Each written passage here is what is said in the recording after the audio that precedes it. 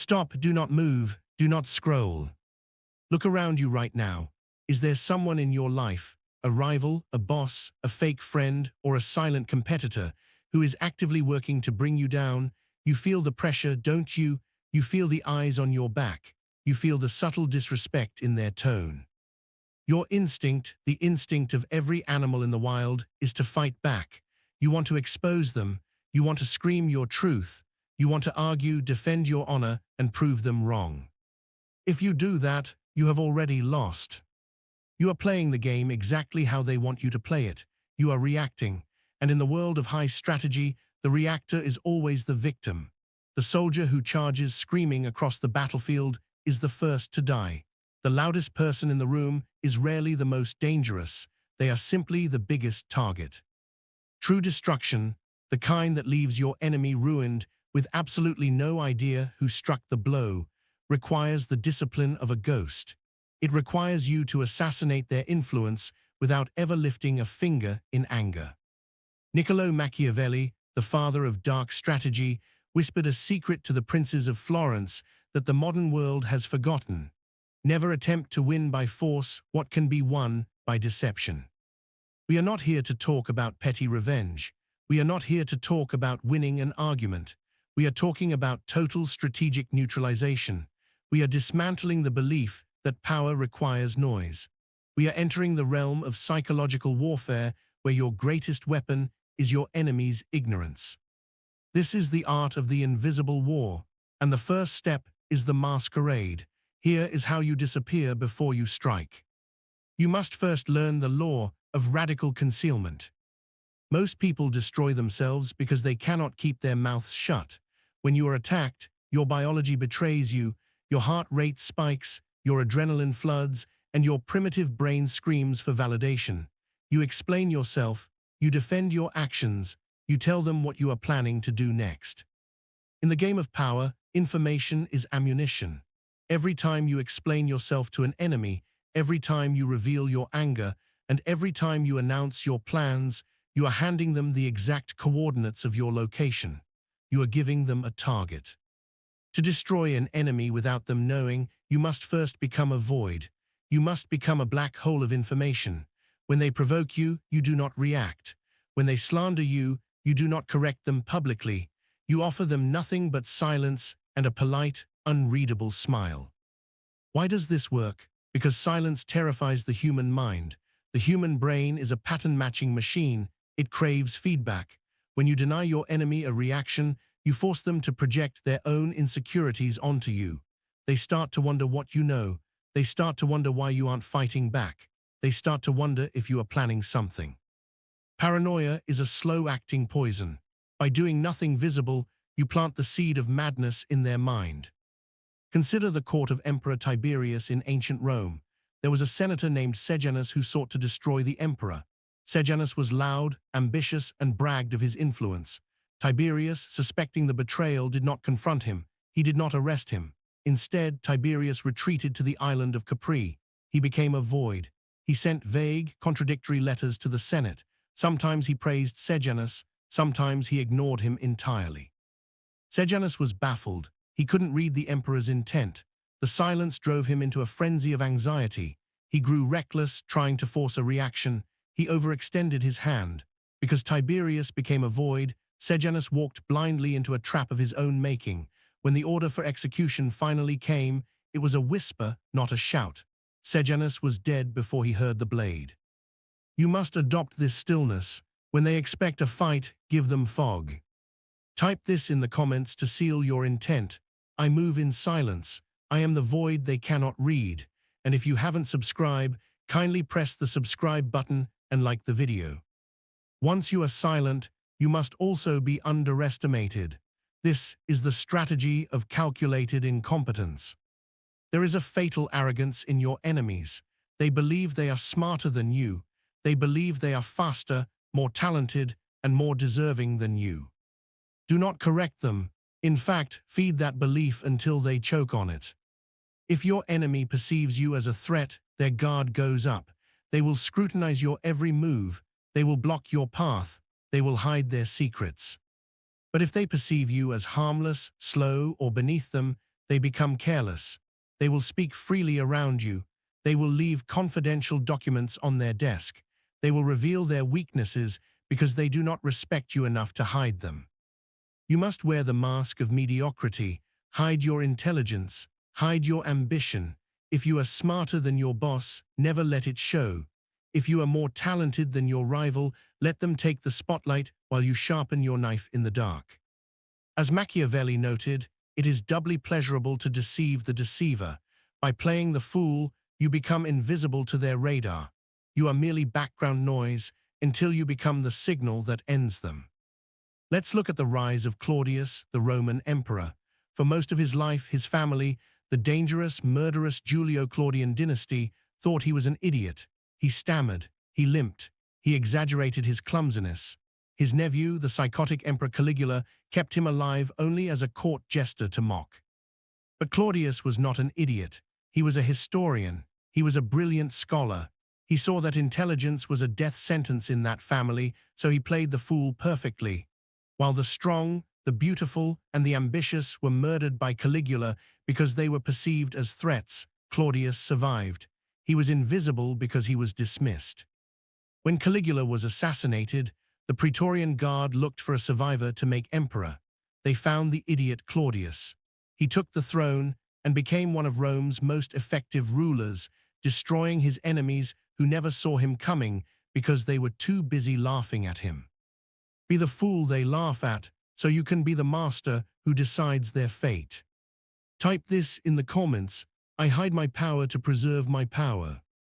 Now that you are invisible, you must move closer. This is the proximity paradox. Conventional wisdom says to stay away from those who hate you. You block them on social media. You avoid them in the hallway. You create distance. Machiavellian wisdom says, get closer. Distance creates obscurity. If you stay away from your enemy, you don't know what they are planning. You cannot influence their decisions. You cannot sabotage their alliances, to destroy them without them knowing. You must become their friend. This is the most difficult psychological maneuver because it requires suppressing your disgust. You must smile at the person you loathe. You must compliment the person you intend to dismantle. By drawing them close, you achieve two things. First, you lower their defenses. No one expects a knife from a hand that just shook theirs. Second, you gain access to their supply lines, their emotional triggers, their secrets, their insecurities. You become the confidant. And once they trust you with their secrets, you own them. You can leak that information, use it to frame them, or simply hold it as leverage. The closer you are, the more precise your strike will be. In the fiercely competitive world of Renaissance art, Michelangelo and Raphael were rivals, but Bramante, another architect, envied Michelangelo deeply. Bramante did not attack Michelangelo openly. Instead, he recommended Michelangelo to the Pope for the painting of the Sistine Chapel. It looked like a favor, a gesture of friendship, but Bramante knew Michelangelo was a sculptor, not a painter. He believed Michelangelo would fail miserably at the fresco technique, humiliating himself before God and Rome. Bramante kept his enemy close, using a compliment as a weapon. In the corporate world, this happens every day. The rival who suggests you lead a project they know is doomed to fail. The friend who encourages you to speak your mind in a meeting where they know the boss hates dissent. They are close enough to guide you off the cliff. You must learn to do the same. Be the one who hands them the rope, smiling as they tie the noose.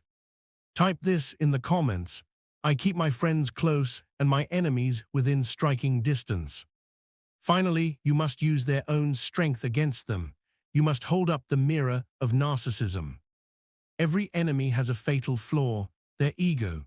Whether they are a narcissist, a bully, or a tyrant, they have an insatiable hunger to be told they are right. Most people try to fight the tyrant's ego. They argue, they try to prove the tyrant wrong. This only makes the tyrant stronger and more aggressive. It gives them a wall to push against. To destroy them, you must do the opposite. You must accelerate their ego. You must mirror their greatness back to them so intensely that they lose touch with reality. Agree with their worst ideas. Encourage their most reckless impulses. Tell them they are invincible. When you constantly validate someone, They become dependent on you for their self-esteem. You become their drug dealer of validation. More importantly, by inflating their ego, you detach them from reality. A man who believes he cannot fail will eventually take a step off a ledge because he believes he can fly. You are simply the one cheering him on as he walks toward the edge. Think of the downfall of Napoleon Bonaparte. In his later years, he surrounded himself with yes men. Those who criticized him were removed. Those who flattered him were promoted. Foreign diplomats and spies realized this. They stopped arguing with him. They started feeding his delusion of godhood. They encouraged him to invade Russia. They told him the winter would be mild. They told him the Russian army was weak. They used his own arrogance against him. By the time he realized the truth, his army was frozen in the snow. He wasn't destroyed by a sword. He was destroyed by his own reflection, polished by his enemies until it blinded him. Do not fight their ego. Feed it until it bursts. Type this in the comments. I am the mirror that reveals their fatal flaw. We have only just begun. You have learned how to hide. You have learned how to play the fool. You have learned how to stand next to your enemy and smile while you hold the knife. But this is only the defense. This is only the camouflage. Now that you are invisible, now that they trust you, now that they think you are nothing, it is time to learn how to plant the poison. In the next section, we will discuss infiltration and sabotage. We will talk about how to turn their own allies against them and how to break their mind without touching their body. Are you still with me, or is this too dark for you? If you are ready to escalate, type continue in the comments. You have successfully vanished. You are the gray rock. You are the smiling friend. You are the mirror reflecting their own ego. To them, you are no longer a threat. You are furniture.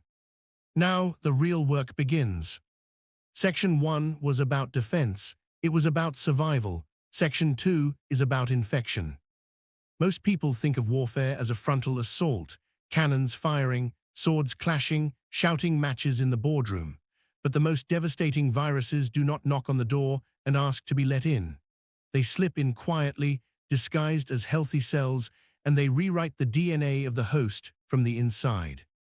You are that virus. You are going to learn how to dismantle your enemy's life, their reputation, and their sanity, not by attacking them, but by adjusting the environment around them. You will make the floor slippery so they fall on their own. You will turn their allies into strangers. You will make them question their own mind. Sun Tzu, the great strategist, wrote, "The supreme art of war is to subdue the enemy without fighting. To destroy them without them knowing, you must never be seen holding the weapon. The weapon must be the situation itself. You must first master the art of the gentle whisper. If you shout an accusation, you look like a hater. If you scream that your rival is incompetent, you look jealous. Direct attacks on reputation almost always backfire because they reveal your motive. To destroy a reputation, you must use the strategy of the innocent inquiry. You do not plant a statement, you plant a question. A statement can be disproven. A question hangs in the air like smoke. It cannot be fought because it wasn't technically an accusation. Instead of telling people, he is stealing money, you simply ask a key stakeholder with a look of concern, have the accounts been balanced lately? I'm sure it's nothing, but the numbers seemed odd. Then you walk away. You have done nothing but ask a question, but you have planted a seed of doubt. The human mind hates unresolved questions. The stakeholder will now look at the accounts with suspicion. They will look at your enemy with suspicion. Every mistake your enemy makes will now be viewed through the lens of that doubt you planted. This is how Cardinal Richelieu controlled France. He famously said, "Give me 6 lines written by the most honest man, and I will find something in them to hang him." Richelieu didn't need to invent crimes. He simply needed to reframe the context of innocent actions until they looked like crimes. In the modern world, this is called concern trolling. You destroy them by pretending to be worried about them. You say things like, "I'm really worried about them. They seem so stressed lately. Did you see that email they sent? It was very erratic. I hope they are okay." You are framing them as unstable, unreliable, and weak, all while sounding like a compassionate friend. You are stripping away their authority, and they will thank you for your concern while their reputation bleeds out. Type this in the comments: I plant the seeds, they grow the weeds. Once their reputation is cracked, you must cut their supply lines using strategic isolation. An enemy without allies is a king without a castle. He is just a man standing in a field, waiting to be eaten by wolves.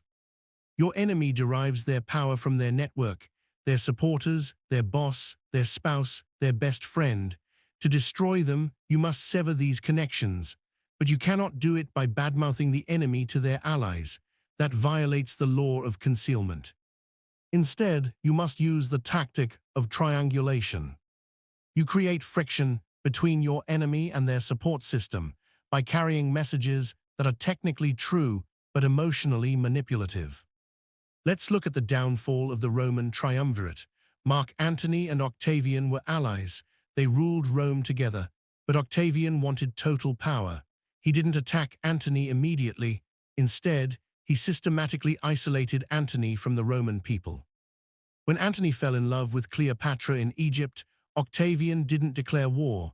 He simply published Antony's will, which stated Antony wanted to be buried in Egypt, not Rome. Octavian read it to the Senate. He implied that Antony had betrayed Rome for a foreign queen. Antony hadn't attacked Rome, but Octavian made it look like Antony had abandoned Rome. The Senate turned.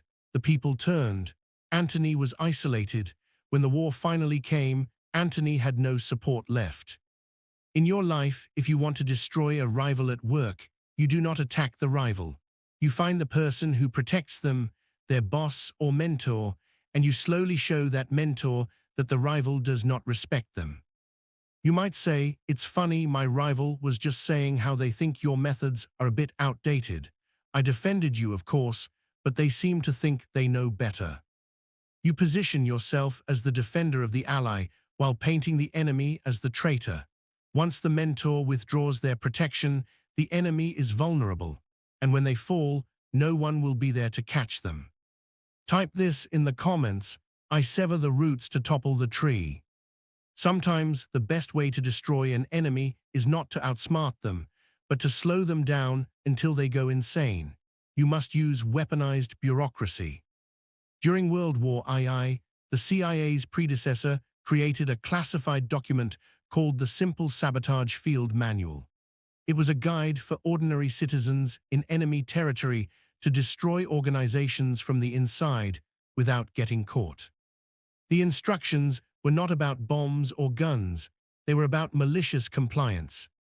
The manual instructed agents to insist on doing everything through proper channels, to make speeches and talk as frequently as possible, to refer all matters to committees, to bring up irrelevant issues, to haggle over precise wordings of communications.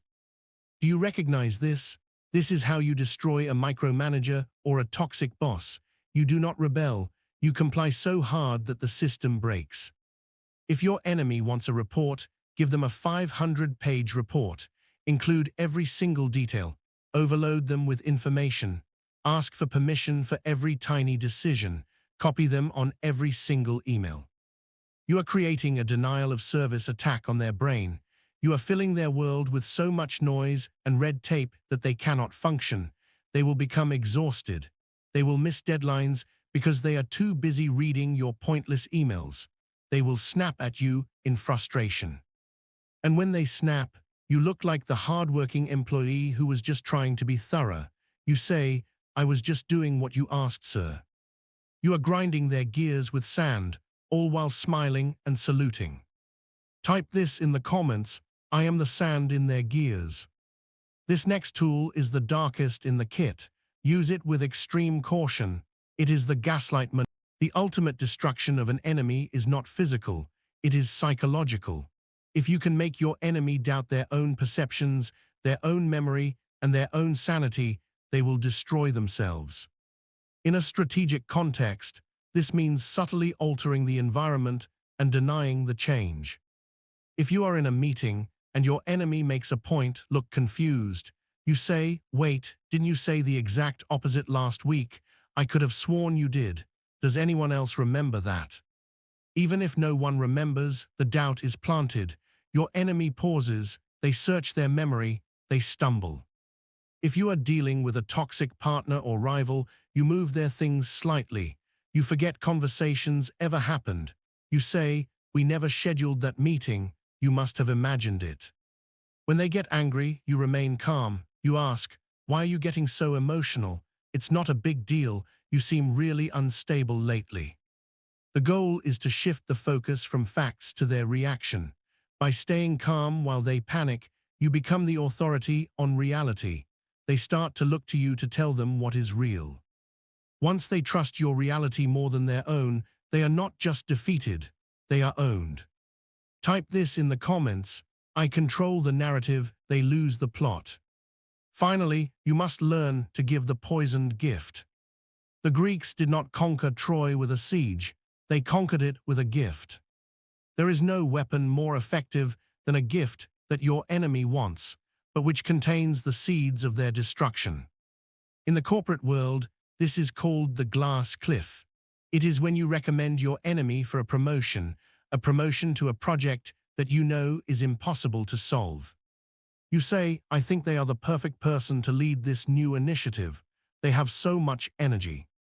You know the budget is too low, you know the timeline is impossible, you know the client is a nightmare, but your enemy's ego, which you fed in section 1, will not let them say no. They will see it as a victory, they will take the gift. And they will fail. And when they fail, you will be there, looking sad, shaking your head.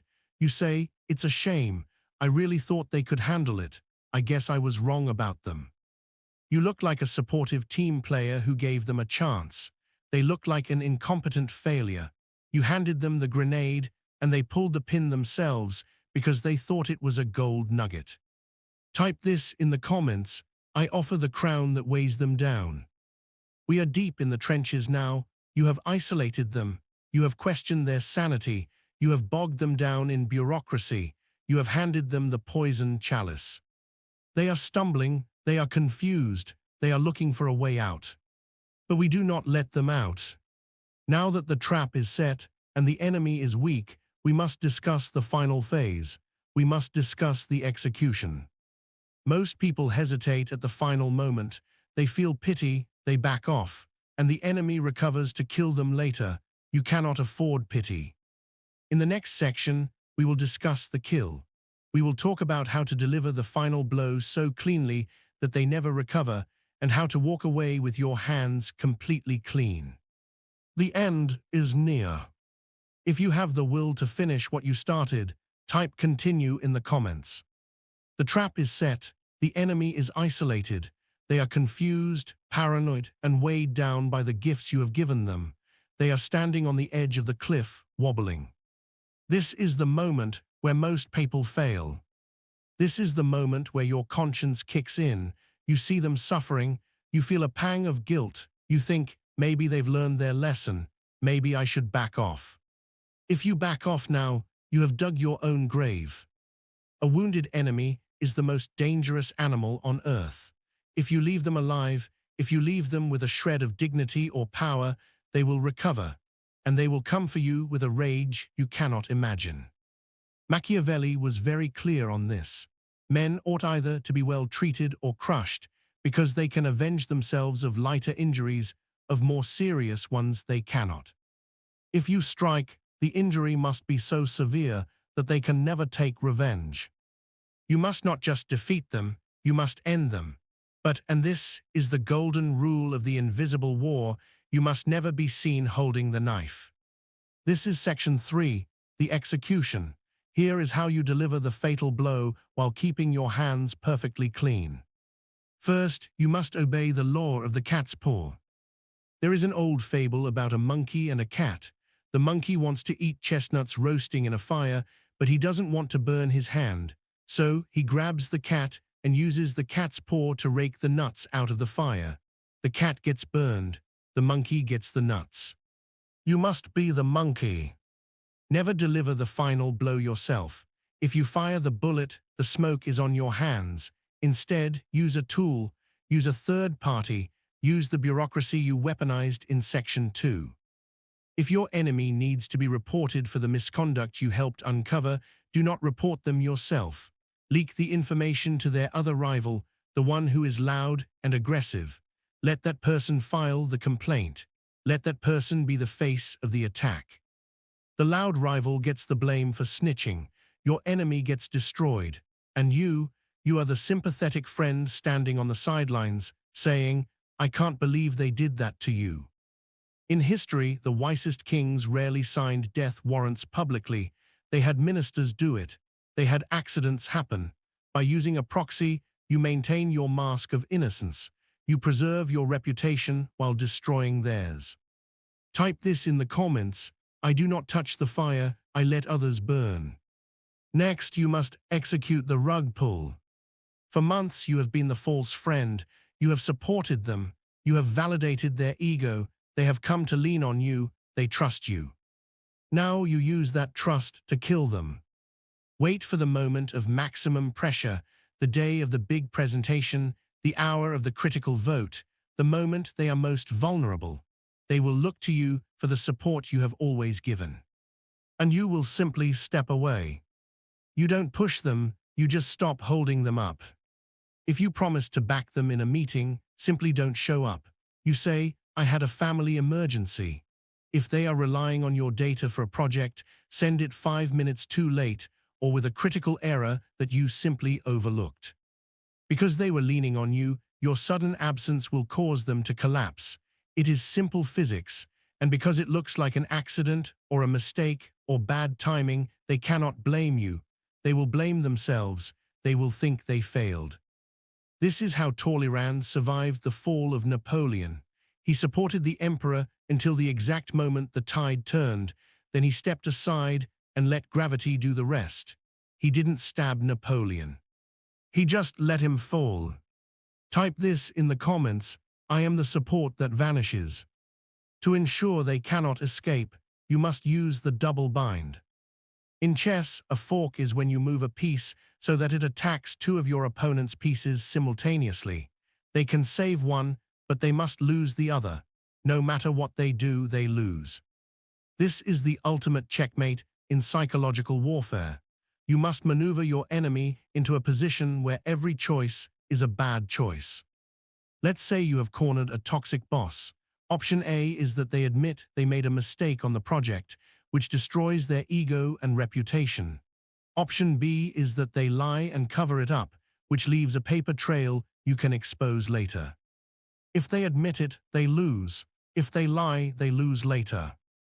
You present these options to them calmly. You say, "Sir, we can either tell the client the truth about the delay, which might lose us the contract, or we can submit this unfinished work, which might get rejected. What do you want to do?" You are the helpful subordinate asking for direction, but you have framed the world so that there is no exit. You force them to choose their own method of execution. When they choose, the responsibility is theirs. You are just following orders. Type this in the comments: I set the board, they choose their defeat. When the crash happens, you must ensure you have a scapegoat. When the ship sinks, the captain goes down with it, but the rats swim away. In the final phase of destruction, there will be fallout, projects will fail, scandals will break, money will be lost, someone has to take the blame. Make sure it isn't you. Because you have been practicing innocent inquiry and calculated incompetence, your fingerprints are nowhere to be found. You were just the confused employee. You were just the concerned friend. Your enemy, however, has been emboldened by your ego feeding. They have been loud. They have been arrogant. They have taken credit for everything. So when the crash comes, natural justice will assume they are responsible. You can help this process along with the reluctant confession. When authority figures ask what went wrong, you do not blame the enemy eagerly. That looks suspicious. You blame them reluctantly. You say, "I don't want to point fingers. They were working so hard. Maybe they just took on too much. I tried to warn them, but they were so insistent on doing it their way." You sound loyal. You sound sad. but you have just nailed the coffin shut. You have confirmed their incompetence while looking like a saint. Type this in the comments: I wear the white, they wear the blame. Finally, once they are down, you must commit to scorched earth. We return to Machiavelli, crushed. Once the enemy falls, once they are fired or divorced or humiliated, you may feel a temptation to help them up, to show mercy, to be the bigger person. Do not do it. If you help them up, you remind them of your power, you humiliate them further, and you give them a second chance to study you. When they fall, you must become a ghost to them, block them, delete them, remove them from your life completely, let them sit in the ruin you orchestrated.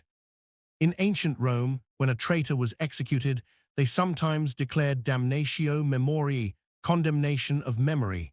They chiseled the name off statues. They burned the records. It was as if the person never existed. You must do the same. Do not gossip about them after they are gone. Do not gloat. That keeps their energy alive. To truly destroy an enemy, you must render them irrelevant. You must make it so that when people hear their name, they struggle to remember who they were. Indifference is the final, fatal weapon. Type this in the comments: I forgive nothing, I forget everything. The deed is done, the enemy is gone, your hands are clean, you are the last one standing. But there is one final thing you must understand, one final danger that comes not from your enemy, but from yourself. The sword of strategy has no handle. It cuts the one who holds it if they are not careful. Becoming a master of the invisible war changes you. It darkens your soul. In the final section, we will discuss the aftermath. We will discuss how to turn off the war machine, how to protect yourself from becoming the monster you just destroyed, and how to use your newfound power to build an empire of peace. You have won the war. Now you must survive the victory. If you are ready for the final lesson, type continue in the comments. The dust has settled. Look around you. The loud voices are silenced.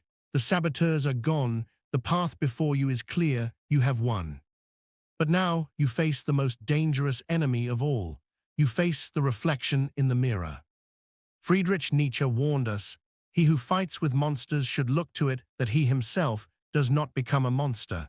And if you gaze long into an abyss, the abyss also gazes into you. The strategies I have taught you, the silence, the manipulation, the gaslighting, the proxy wars, are weapons of radiation. They are effective, yes, but if you hold them for too long, they will poison your soul. You will begin to see enemies where there are only friends. You will begin to manipulate those you are supposed to love. You will become the tyrant you sought to destroy.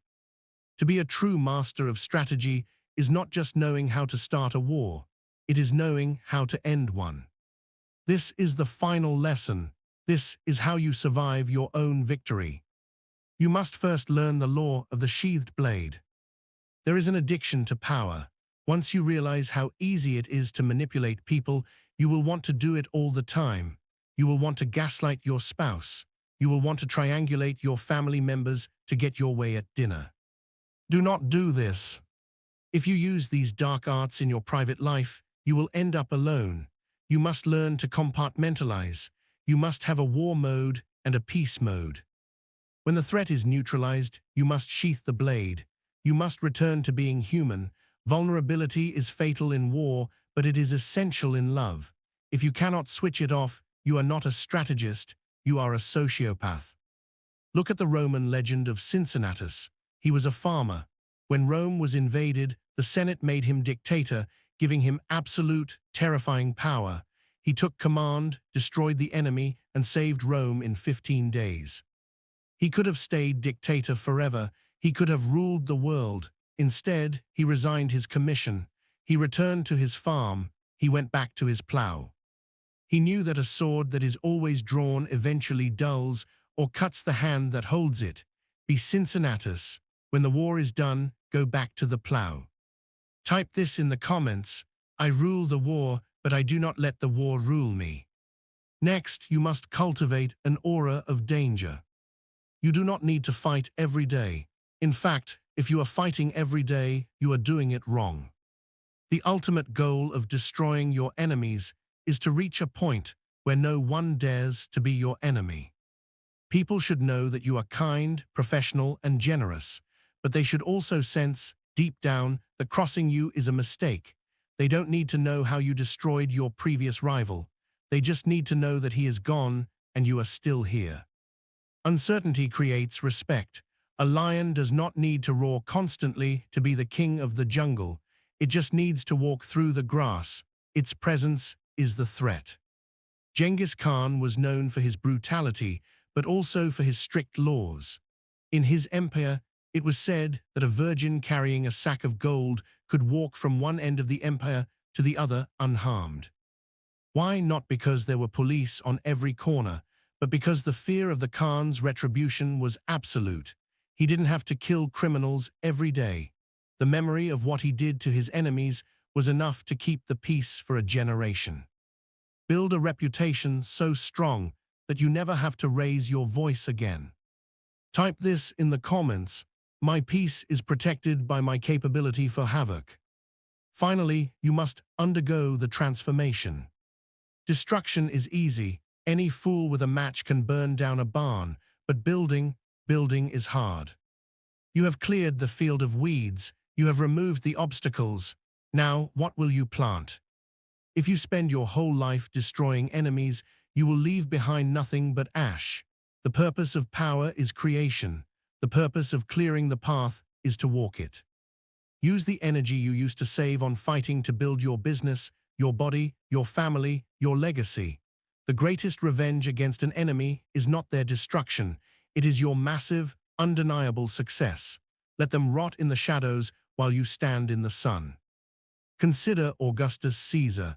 As a young man named Octavian, he was ruthless. He purged the Senate.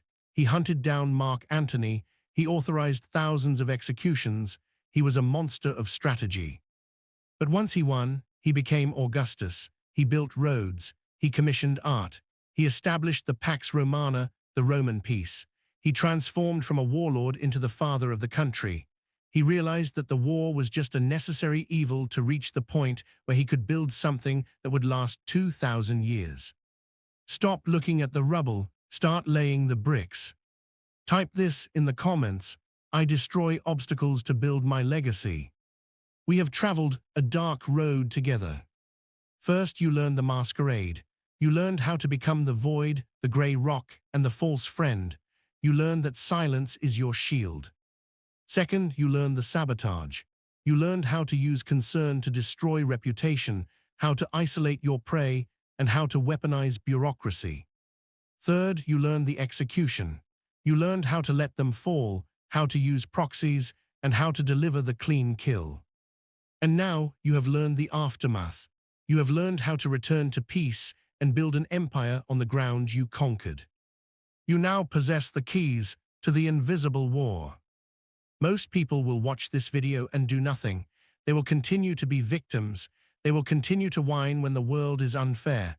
But a select few of you, the dangerous ones, will take these lessons. You will go silent. You will blend in. And you will begin to dismantle the obstacles in your life, one by one.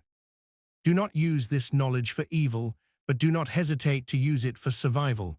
The world is not kind. The world is not fair. The world belongs to the strategists.